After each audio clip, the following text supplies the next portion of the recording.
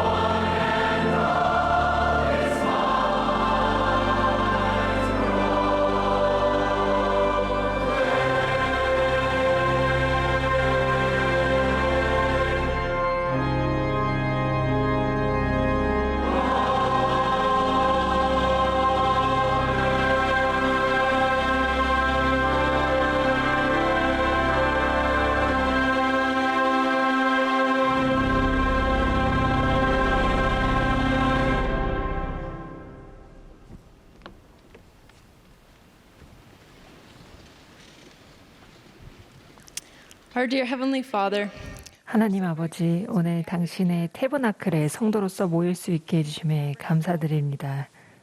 we are thankful for the opportunity that we have 레넌드 장로님과 자매님의 말씀을 들을 수 있게 해주심에 감사드립니다. for their willingness 음소 메시지를 나누며 우리의 마음과 생각에 감동을 주시는 두 분께 감사드립니다.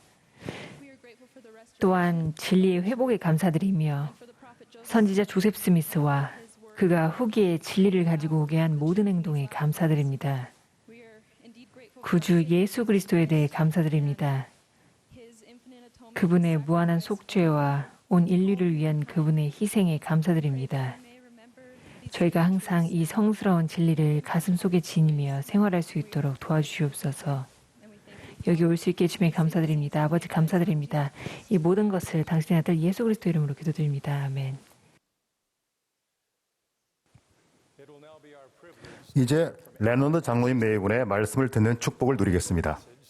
말씀을 듣고 유타 북부 지역의 연합 스테이크 다문화 합창단의 특별 음악을 듣겠습니다.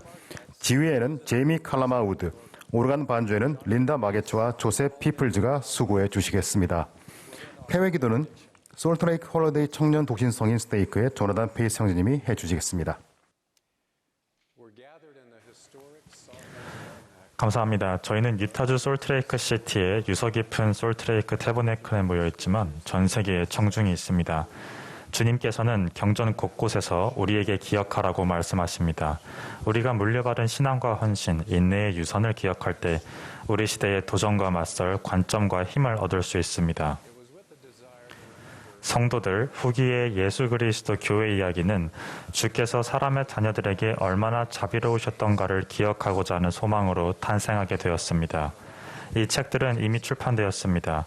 이 책은 과거에 살았던 충실한 후기 성도의 이야기를 서술한 역사입니다. 여기엔 예수 그리스도의 복음을 사랑한 사람들의 실제 경험이 기록되어 있으며 그들은 성약을 맺고 성약의 길을 따라 걸으며 구주 예수 그리스도를 알게 되었습니다.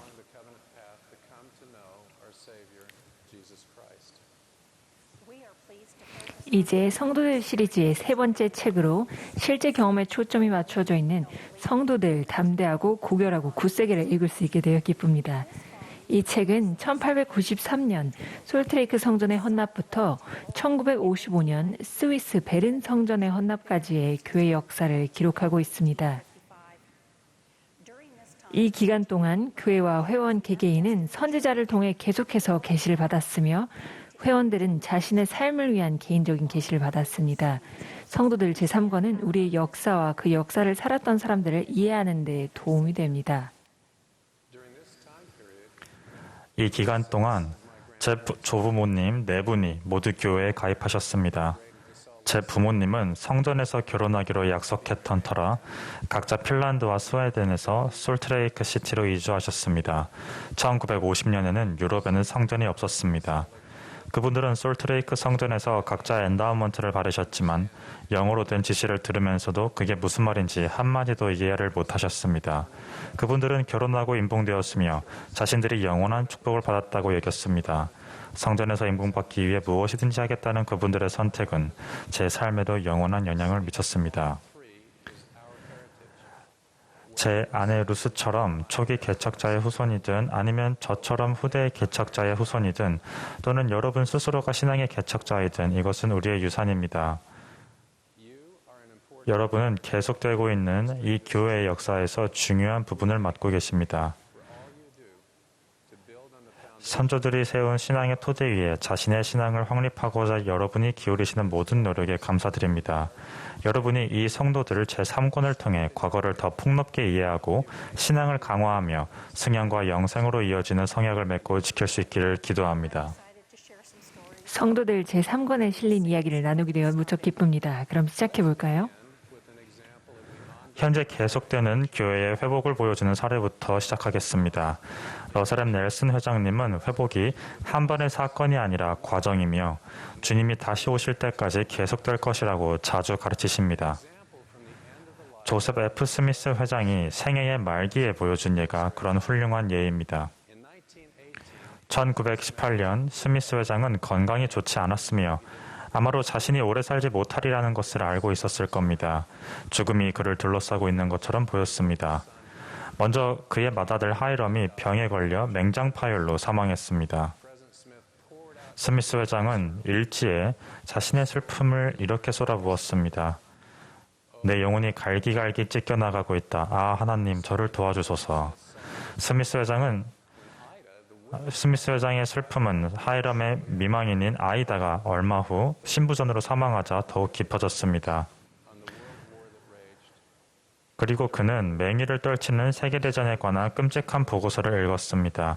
제1차 세계대전 동안 2천만 명의 군인과 민간인이 사망했습니다. 그리고 치명적인 독감이 변종으로 전 세계 사람들이 죽어가고 있었습니다. 전 세계의 사망자 수는 최소한 5천만 명이었습니다. 이러한 죽음은 전 세계의 가족들에게 말할 수 없는 슬픔과 마음의 고통을 안겨주었습니다.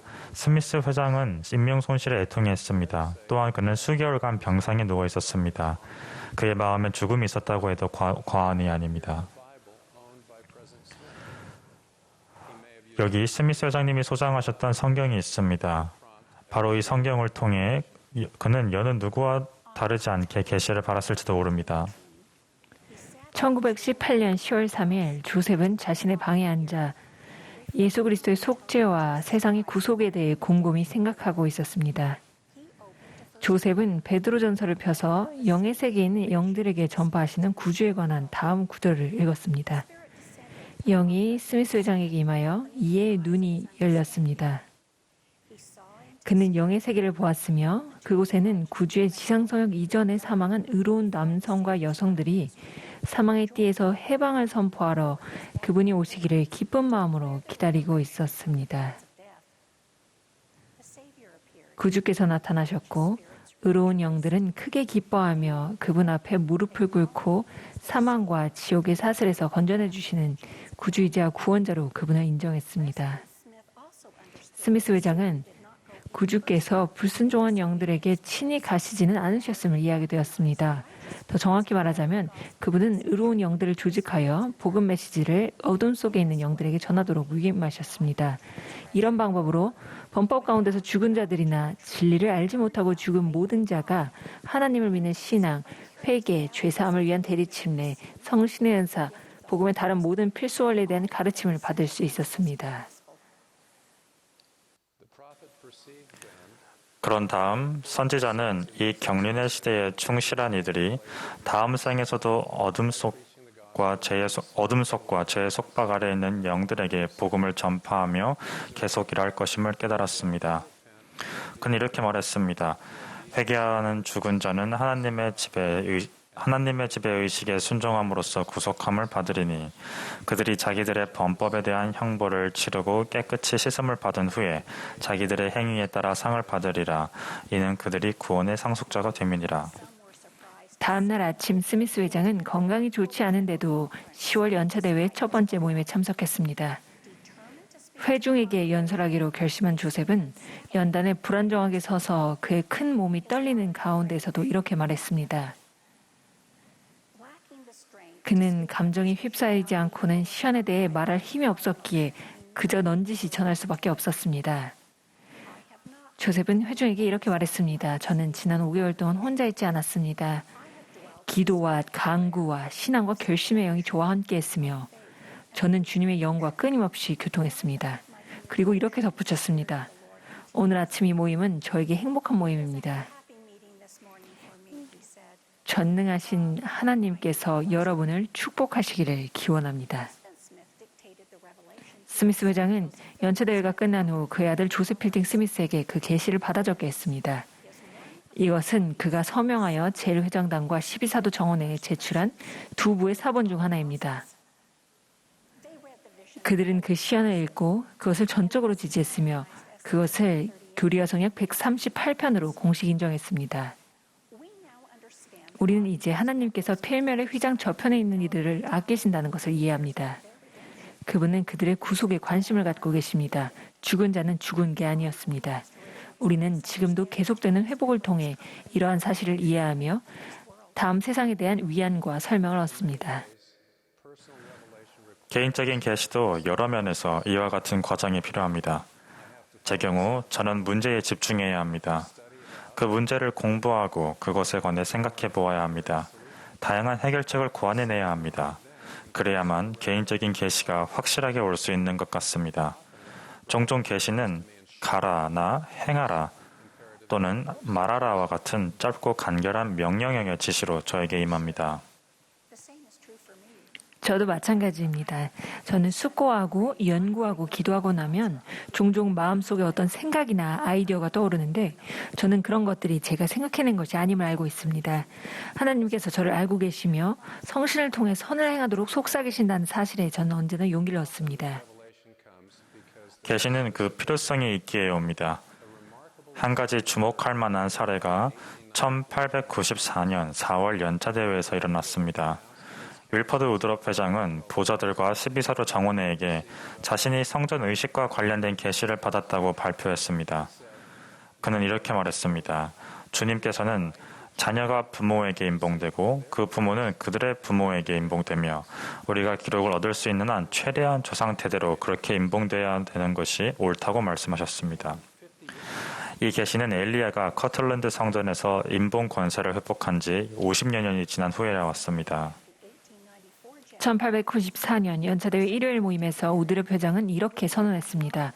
우리는 계시를 다 받은 것이 아닙니다. 하나님의 일도 끝나지 않았습니다. 그는 조셉 스미스가 하던 성전 건축과 성전 의식의 체계를 잡는 일을 브리검령이 어떻게 계속 수행했는지에 대해 언급했습니다. 우드럽 회장은 하지만 그는 이 일의 세부 요소에 대한 모든 계시를 받은 것은 아닙니다라고 회중에게 상기시켰습니다. 테일러 회장도 윌퍼드 우드럽 회장도 마찬가지입니다. 이 일이 완성될 때까지 끝은 없을 것입니다. 회원들은 나부 시절 이후로 사망한 가족을 위해 죽은 자를 위한 침례를 베풀어 왔습니다. 하지만 조상에게 임봉되는 중요성에 대해서는 계시를 받지 않았습니다. 우드럽 회장은 이렇게 설명했습니다. 우리는 후기 성도들이 지금부터 자신의 계보를 최대한 찾아내어 조상들에게 임봉되기를 바랍니다. 자녀들을 그들의 부모에게 임봉하여 가능한 한 많은 조상 세대까지 이 연결고리를 이어가십시오. 우드럽 회장은 조셉 스미스가 커틀랜드 성전에서 형 엘벤에 대한 시연을 보았다는 사실을 성도들에게 상기시켰습니다. 이 복음을 알지 못하고 죽은 자로서 만일 머물기를 허락받았더라면 그것을 받아들였을 자들은 모두 다 하나님의 해의 왕국의 상속자가 되리라. 우드럽 회장은 그것은 여러분의 조상들도 마찬가지일 것입니다라며 영의 세계에 있는 사람들에 대해 말했습니다. 복음을 받아들이지 않을 사람은 극소수일 것입니다. 설교 막바지에 그는 성도들에게 돌아가신 친족들을 찾아내도록 권하며 이렇게 말했습니다. 형제자매 여러분, 우리의 기록을 계속 찾고 주님 앞에서 올바르게 기록을 작성하며 이 원리를 실천합시다. 그러면 하나님의 축복이 우리에게 임할 것이며 구속받은 자들은 장래에 우리에게 감사할 것입니다. 이 계시는 회원들이 성전에 자주 방문해 죽은 조상을 위해 대리의식을 행할 명분을 제공했습니다.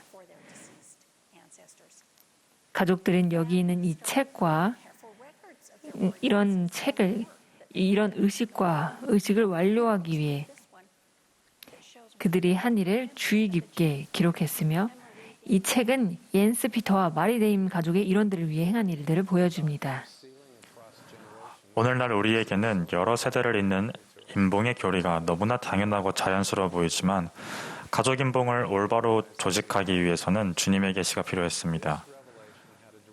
핀란드 서해안에서 멀리 떨어진 나르스모 섬에 살던 저희 가족은 이 계시의 영향을 직접적으로 받았습니다. 이 이야기는 성도들 제3권에 실리지는 않았지만 우리 가족에게는 소중한 이야기입니다.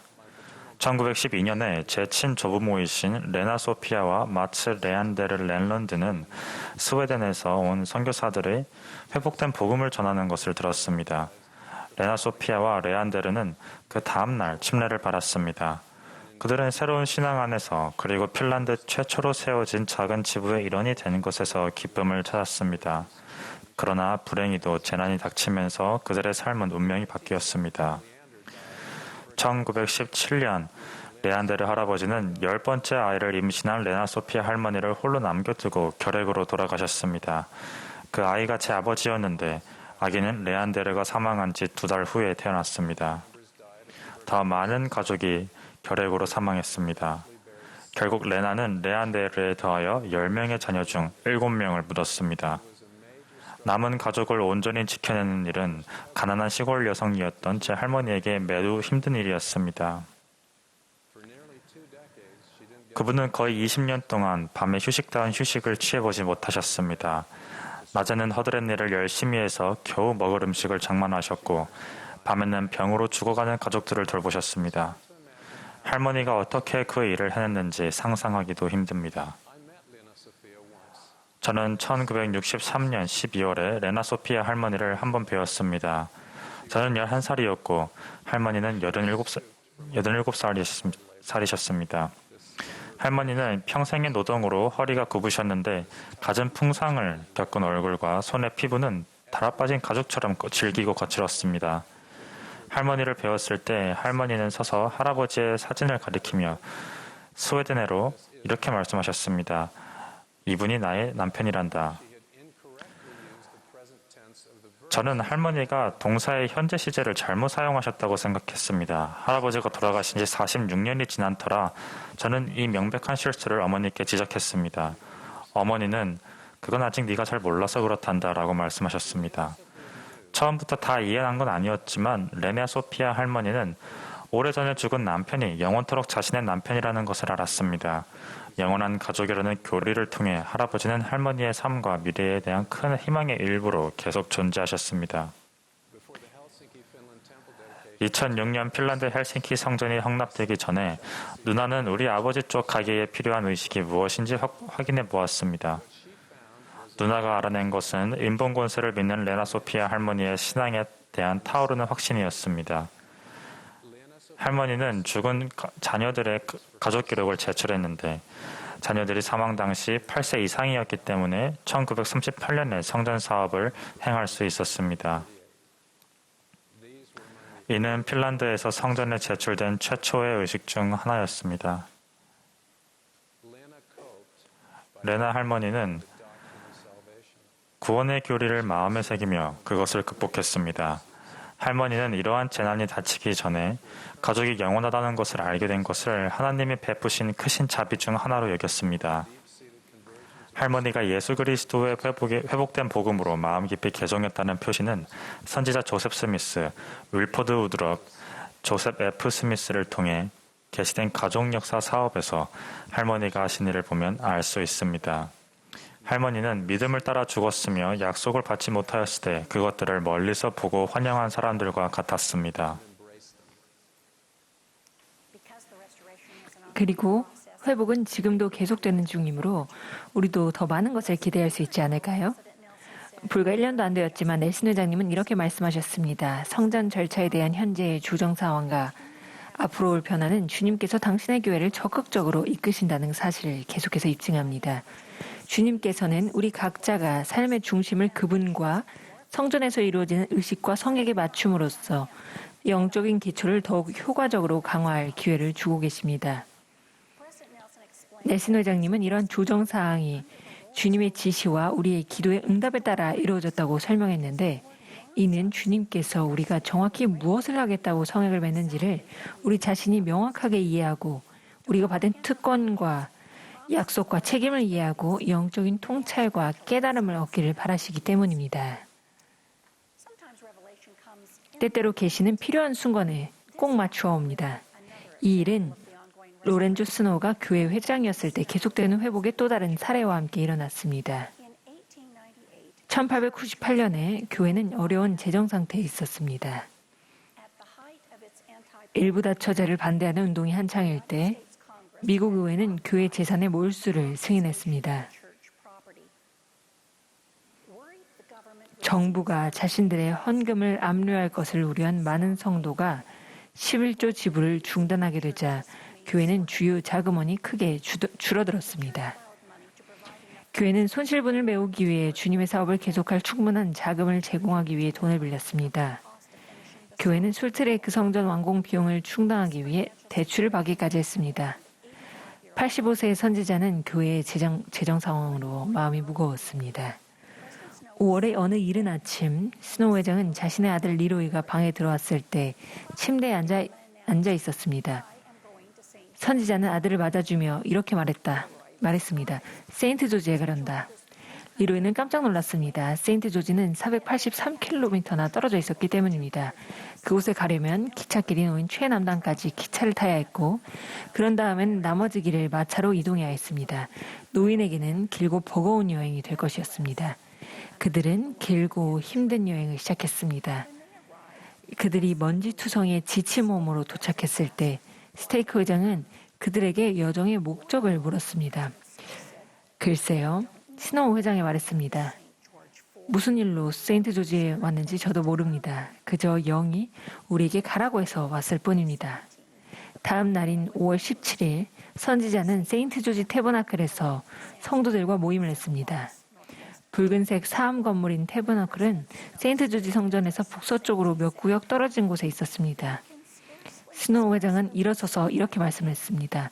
저희가 이곳에 온 이유를 확실하게 표현할 수는 없지만 주님께서 우리에게 하실 말씀이 있으실 것 같습니다. 설교 도중 스노우 회장은 갑자기 말을 멈추었습니다. 장르는 쥐죽은 듯 고요해졌습니다. 그의 눈은 반짝였고 그의 얼굴은 환하게 빛이 났습니다. 이윽고 선지자가 입을 열었을 때 그의 목소리에선 큰 힘이 느껴졌습니다. 하나님의 영감이 홀을 가득 채우는 듯 했습니다. 그런 후 선지자는 11조에 대해 말했습니다. 그는 많은 성도가 완전한 11조를 내는 것을 꺼리고 있다고 말하며 한탄했습니다. 이것은 시온을 위한 필수적인 준비 사항입니다. 라고 그는 말했습니다. 다음 날 오후 스노우 회장은 태버네클에서 다시 말씀을 전했습니다. 이제 미래를 준비하여 올바른 기초 위에 굳게 발을 디디고자 하는 모든 후기 성도들은 주님의 뜻을 행하고 완전한 11조를 바칠 때가 되었습니다. 이는 여러분에게 주시는 주님의 말씀이며 시온 땅 모든 정착지에 주시는 주님의 말씀입니다. 라고 스노우 회장은 가르쳤습니다. 그는 나중에 이런 말을 했습니다. 우리는 끔찍한 상황에 처해 있고 그것 때문에 교회는 속박되어 있습니다. 벗어날 수 있는 유일한 방법은 성도들이 이 율법을 지키는 것입니다. 그는 회원들에게 율법을 온전히 지키라고 요청하면서 그들의 노력을 주님께서 축복해 주시리라고 약속했습니다. 그는 또한 11조를 내는 것이 이제부터 성전에 참석하기 위한 확고한 요건이 될 거라고 언명했습니다. 그 이후로 많은 사람이 주님은 이 단순한 율법을 기꺼이 따른 이들에게 당신의 가장 풍성한 축복을 부어주신다는 것을 충실하게 간증할 수 있습니다. 알로이스 체프 형제는 오스트리아 빈지부의 회장으로 봉사했습니다. 그는 이 소박한 금고에 11조와 기타 지부 기록을 보관했습니다. 이것은 제2차 세계대전 당시 공습을 받았을 때 체프 회장과 그의 가족이 개인 소유물보다 먼저 챙긴 물건이었습니다. 어떤 사람들은 율법을 받아들이는데 어려움이 있었지만 받아들인 결과 놀라운 축복을 받았다고 간증했습니다. 일본의 야나기다 가족이 그러한 경험을 하기도 했습니다. 1948년에 제1회장단은 다시 한번 일본의 선교사를 파견했습니다. 야나기다 도시코가 아버지에게 종교에 대해 물었을 때 그녀의 아버지는 후기 성도의 예배에 참석해 보라고 격려했습니다. 그는 1915년에 교회에 가입했습니다. 야나기다 자매는 선교사들을 만나 개종했으며 1949년 8월 아버지가 참석한 가운데 침례를 받았습니다. 그녀의 남편은 나중에 선교사들을 찾았고 야나기다 자매를 가르쳤던 선교사에게 침례를 받았습니다. 야나기다 형제와 자매는 11조를 내는데 어려움을 겪었습니다. 그들은 수입이 많지 않았고 때로는 아들의 학교 점심 급식비를 내기에도 빠듯한 형편일 때가 많았습니다. 그들은 집도 장만하고 싶었습니다. 언젠간 교회 모임이 끝난 후 야나기다 자매가 한 선교사에게 11조에 대한 질문을 했습니다. 일본 사람들은 지금 전쟁을 겪은 후라 정말 너무 가난해요. 그런 우리에게 11조는 너무 버겁습니다. 우리가 꼭 내야 할까요? 그 장로는 하나님께서는 모든 사람에게 11조를 바치도록 명하셨다고 대답하며 그 원리에 순종할 때 얻는 축복을 이야기했습니다. 야나기다 자매는 회의감을 느꼈고 화로 조금 났습니다. 그녀는 이렇게 말을 생각했습니다. 지극히 미국적인 생각이야. 한 자매 선교사는 야나기다 자매가 11조를 바친다면 집을 마련하는 목표를 달성할 수 있을 것이라고 약속했습니다. 야나기다 형제와 자매는 순종하고 싶었습니다. 그래서 그들은 11조를 바치고 축복을 신뢰해 보기로 했습니다. 부부는 축복을 목격하기 시작했습니다. 그들은 시내에 있는 적당한 가격의 부지를 매입하고 집을 짓기 위한 설계도를 그렸습니다. 그런 다음 그들은 새로운 정부 제도를 활용하여 주택 자금 융자를 신청했으며 건축 허가가 나자 기초 작업을 시작했습니다. 과정은 순조로웠습니다. 그러나 건축 감독관이 그 부지에 소방차가 진입할 수 없다는 점을 발견한 뒤로 상황이 달라졌습니다. 그는 이렇게 말했습니다. 이 땅은 집을 지을 수 있는 땅이 아닙니다. 더는 공사를 진행할 수 없어요.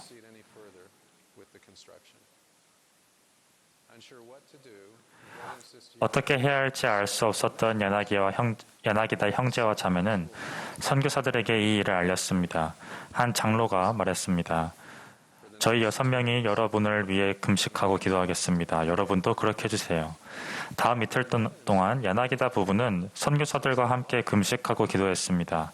또 다른 감독관이 그 부지를 다시 평가하러 왔습니다. 처음에 그는 야나기다 부부에게 심사를 통과하리라는 희망을 주지 않았습니다. 그러나 부지를 살펴보던 중 그는 해결책을 떠올렸습니다. 가까운 곳에 세워진 울타리를 치우기만 하면 비상시에 소방차가 그 부지로 진입할 수 있었습니다. 그렇게 야나기다 부부는 마침내 집을 지을 수 있게 되었습니다. 그 감독관은 이렇게 말했습니다. 두 분은 그동안 좋은 일을 많이 하며 살아오셨나 봅니다. 제가 원래 이렇게 협조적인 사람은 아니거든요. 야나기다 형제와 자매는 뛸 듯이 기뻤습니다. 그들은 금식하고 기도하고 11조를 바쳤습니다. 그리고 그 자매 선교사가 약속한 대로 그들은 자기 집을 장만할 수 있었습니다. 전 세계의 성도들이 11조를 바치면서 이와 비슷한 경험을 해왔습니다. 주님은 충실하고 순종적인 당신의 백성을 축복하십니다.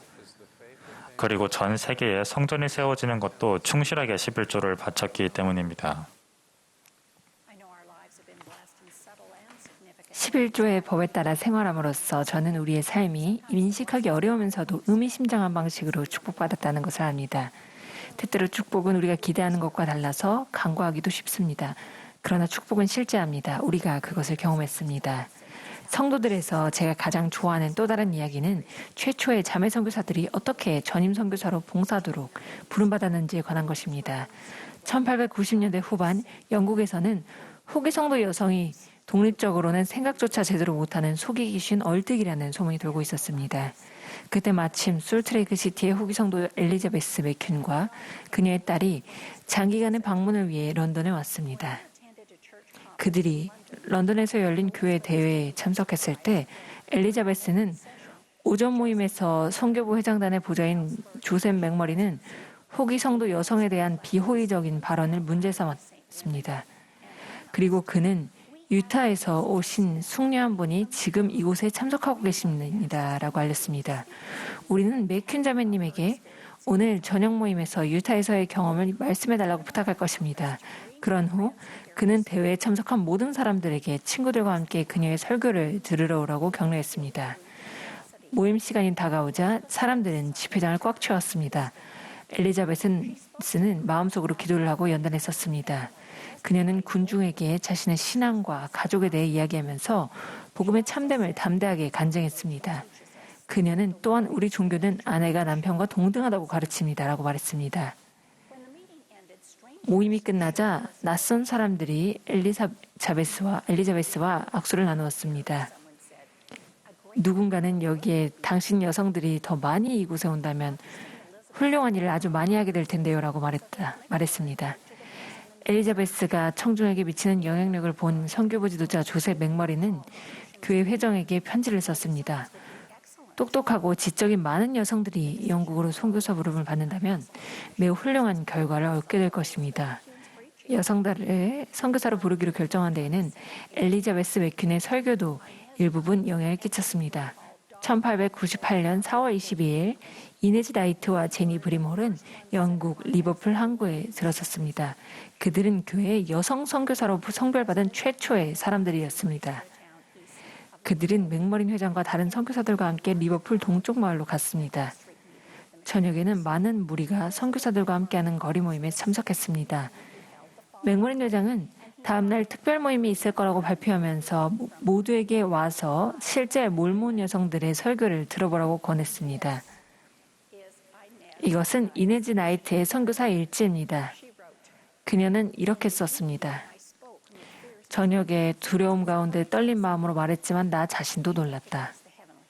그는 나중에 저녁에 많은 무리에게 말씀을 전했지만 다른 선교사들의 기도로 축복을 받았다라고 쓰면서 자신이 하늘의 도움을 받았다는 것을 깨달았습니다.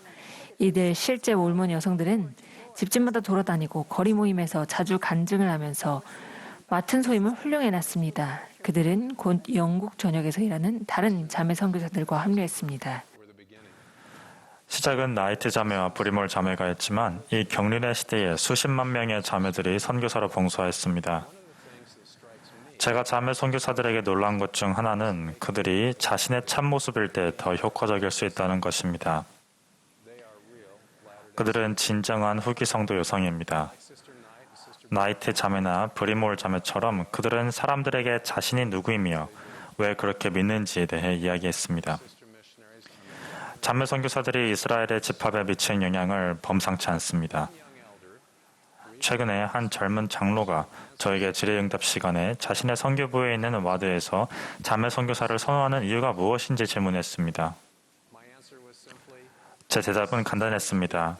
자매님들은 그 일에 마음과 영혼을 바치기 때문입니다. 회원들은 어떤 것도 주저하지 않고 그렇게 하는 모든 선교사를 사랑합니다. 선교사 부름에 응하는 자매 선교사들은 복음 전파의 큰 몫을 담당해 왔으며 지금도 그렇게 하고 있습니다. 넬슨 회장님께서는 지난 4월 연차 대회에서 우리는 자매 선교사들을 사랑하며 진심으로 환영합니다. 여러분이 이 사업에 기여하는 바는 참으로 놀랍습니다. 라고 하셨습니다. 저는 또한 선교사로 부름을 받지도 않았고 따로 성별되지도 않은 맥균 자매가 행한 선행에도 깊은 인상을 받았습니다. 그런데 이 사랑스러운 자매가 이런 일을 성사한 것도 자신의 믿음 때문이었습니다. 우리는 이를 통해 성도들 제3권의 또 다른 놀라운 측면을 보게 됩니다. 우리는 가장 힘든 상황에서도 제자됨을 보여준 성도들의 사례들을 발견합니다. 이전의 원수들은 예수 그리스도께 의지하면서 적개심을 극복하고 하나가 되었습니다. 제2차 세계대전 후 네덜란드는 5년간의 독일 나치 정권의 점령이 끝난 후에도 여전히 비참한 상황이었습니다. 20만 명 이상의 네덜란드 사람들이 전쟁 중에 목숨을 잃었고 수십만 채의 집이 파손되거나 파괴되었습니다.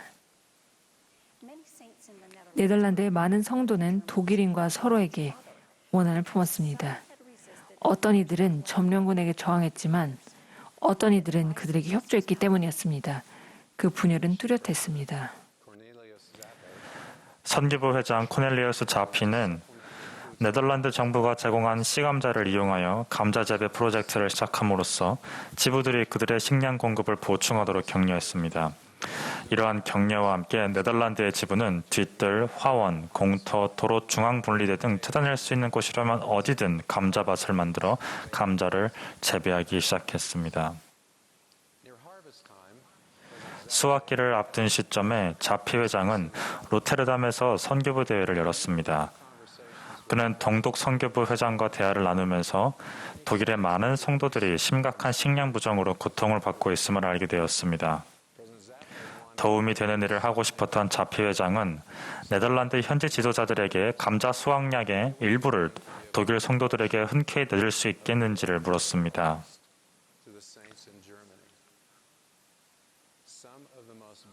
이 전쟁의 결과로 여러분이 맞닥뜨렸던 가장 철천지의 원수 중 일부는 독일인이었음을 그는 인정했습니다. 하지만 그들은 지금 여러분보다 훨씬 더 궁핍한 처지에 있습니다. 라고 말했습니다. 처음에 일부 네덜란드 성도들은 그 계획에 반대했습니다. 왜 자신들의 감자를 독일인들과 나누어야 하는지 의문이었습니다.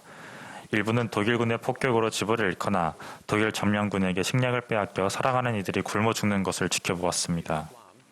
자피 회장은 이전에 전쟁 포로였으며 암스테르담에 있는 교회 지부의 지도자인 피터 플람에게 네덜란드 전역에 있는 지부를 방문하여 그 계획을 지지하도록 격려해달라고 요청했습니다. 또한 나치 정권과 독일 국민은 다르다고 말해달라고 말했습니다. 피터는 경험이 많은 교회 지도자였으며 그가 독일군 수용소에서 부당하게 투옥된 것은 많은 이가 아는 사실이었습니다. 그 선교부에 네덜란드 성도들이 사랑하고 신뢰하는 사람이 있다면 그는 바로 피터 플람이었을 겁니다. 피터는 지부를 다니면서 회원들에게 자신이 감옥에서 겪었던 어려움을 넌지시 이야기했습니다. 저는 그 일을 겪었습니다. 라고 말하며 제가 겪은 것을 여러분도 아시죠? 라고 말했습니다. 그는 회원들에게 독일인들을 용서하라고 촉구하며 이렇게 말했습니다. 그들을 사랑하는 것이 얼마나 힘든 일인지 압니다. 만약 그들이 우리의 형제와 자매라면 우리는 그들을 우리의 형제 자매로 대해야 합니다. 성도들은 그의 말과 다른 지부 회장들의 말에 감동을 받았으며 독일 성도들을 위해 그들이 감자를 수확하는 동안 많은 이들의 분노가 녹아내렸습니다. 여러 지부 내에 존재하는 불화가 사라진 것은 아니었지만 적어도 성도들은 앞으로 나아가기 위해 함께 일할 수 있다는 것을 알게 되었습니다. 한편 자피회장은 감자를 독일로 운송하기 위한 허가를 받기 위해 노력했습니다. 몇몇 관리들이 수송 계획을 막으려고 하자 자피회장은 이렇게 말했습니다. 이 감자는 주님의 것입니다. 그러므로 주님의 뜻이라면 이 감자는 독일로 가게 될 것입니다. 마침내 1947년 11월 네덜란드 성도들과 선교사들은 헤이그에서 만나 70톤이 넘는 감자를 열대의 트럭에 실었습니다. 얼마 후 성도들에게 나눠줄 감자가 독일에 도착했습니다. 감자 프로젝트 소식은 곧 제일 회장단에게도 전해졌습니다. 데이비드 오 맥케이 회장은 놀라워하며 이렇게 말했습니다. 이 일은 제가 이제까지 본 가장 위대하고 진정한 기독교적인 행위 중 하나입니다. 다음 해에 네덜란드 회원들은 다시 독일인들에게 많은 양의 감자 작물을 보냈습니다. 청으로 추가해 선물은 더욱 풍족해졌습니다. 몇 년 후인 1953년 북해가 범람하면서 네덜란드의 상당 부분이 침수되었고 네덜란드 회원들은 곤경에 빠졌습니다. 이번에는 독일 성도들이 네덜란드에 원조를 보내 도움이 필요한 시기에 그들을 도왔습니다. 네덜란드 성도들의 자선 행위는 여러 해 동안 반향을 일으켰으며 평범한 사람들이 첫 번째로 하나님을 사랑하고 다음으로 이웃을 자기 자신처럼 사랑할 때 심지어 원수 사이에서도 사랑과 자애가 가능하다는 것을 보여주는 지속적인 증거를 제공합니다. 용서하려는 의지가 네덜란드 회원들에게 치유를 가져다 주었습니다. 저는 이것이 저 자신에게도 해당한다는 것을 알고 있습니다. 원한을 품으면 영원히 슬퍼하게 됩니다. 화를 내면 다른 사람을 대하는 행동에서 덜 친절해지고 덜 그리스도처럼 됩니다. 남아프리카 공화국의 아파르트헤이트 정책을 배경으로 한 앨런 패튼의 1953년 소설 Too Late Phalarope라는 한 등장인물이 이런 진리를 다음과 같이 아름답게 서술하고 있습니다. 누군가 우리에게 깊은 상처를 입힌 경우 그를 용서할 때까지 우리는 절대 회복할 수 없는 엄격한 법이 있습니다. 이 기간 동안 교회 역사에 영감을 주는 이야기가 성도들 제3권에 많이 실려 있습니다. 남아프리카 공화국의 케이프타운에서 여러 해 동안 인종불이를 겪으면서도 충실하게 봉사한 윌리엄 다니엘스에 대해 알고 싶을 것입니다. 신권 직분에 성임되지는 않았지만 열렬한 간증을 갖고 충실하게 봉사했습니다. 아니면 멕시코에서 신앙 때문에 순교한 라파엘 몬로이와 비센테 모랄레스와 계속되는 위협에도 불구하고 가족과 지역사회를 용감하게 이끌었던 라파엘의 어머니 헤스이타와 아내 과달루페의 이야기도 있습니다. 또는 알마 리차즈가 후기 성도 최초로 올림픽 메달을 딸 수 있었던 것은 그가 제 말씀대로 살기로 선택한 덕분이기도 했습니다. 또는 히리니 황가는 충실한 아내 메레의 지원을 받아 고국인 뉴질랜드로 돌아와 선교사로서 말씀을 전하고 성전 사업을 위해 이름을 모았습니다. 또는 나치 독일에서 젊은 여성 후위 성도였던 헬가 마이주스는 옛날 친구, 교사, 학교 지도자들의 따돌림에도 불구하고 신앙을 지켰습니다.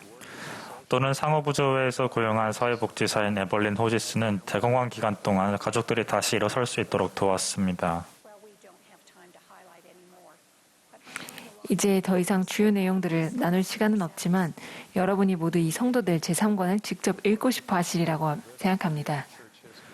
제가 보기에 교회 역사에서 이 시기에 가장 적합한 노래는 합창단이 모임을 폐회하기 위해 부를 들어라 만방 하늘 음성입니다.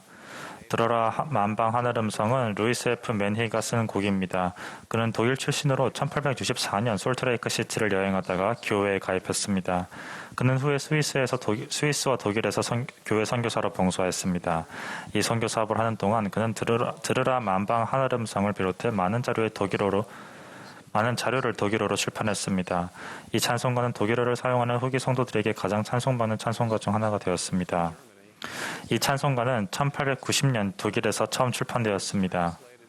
그것은 영어로 번역되어 오늘날 우리가 사용하는 찬송가 1985년 판의 일부로 출판되었습니다. 그 판에는 오늘 합창단이 부를 3절이 생략되어 있습니다. 이 3절에서는 우리가 앞서 이야기했던 성도들이 그 시대에 무엇을 했는지 설명하고 있습니다. 그들은 유일하고 참되신 살아계신 하나님을 찬미했습니다. 그분께 나와 침례받고 세막대를 잡으며 하나님의 아들을 믿는 신앙으로 그들의 마음을 거룩하신 분 예수님께 드렸습니다. 성도들을 읽으면서 교회 역사를 배우고 이해하며 회원들의 모범을 통해 배우시길 바랍니다. 성도들은 철저히 고증되어 신뢰할 수 있습니다. 이것은 지금도 계속되는 예수 그리스도 교회의 회복에 대한 증언입니다. 우리의 역사는 영감을 불어넣습니다. 우리가 이러한 초기 개척자의 후손이든 후대의 개척자든 또는 신앙의 개척자든 이 역사는 우리가 공유하는 유산입니다. 왜 이게 중요합니까? 왜 이런 이야기를 하는데 시간을 왜 쓸까요? 왜냐하면 삶의 예를 통해 우리는 우리의 구주에 대해 배우는 것의 힘을 알 수 있기 때문입니다. 저는 예수 그리스도께서 살아계시며 하나님의 권능으로 무장하시고 위대한 영광으로서 이 교회를 인도하시며 당신의 성약의 백성을 돌보신다는 것을 압니다. 삶에서 구주의 사랑을 느끼고 그분과 그분의 교회에 가까이 가는 축복이 여러분에게 임하기를 예수 그리스도의 이름으로 간구합니다. 아멘.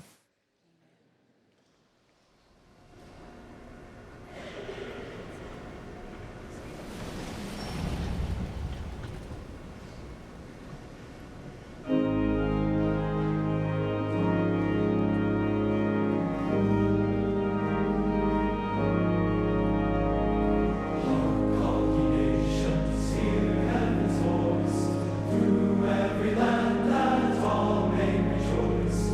Angels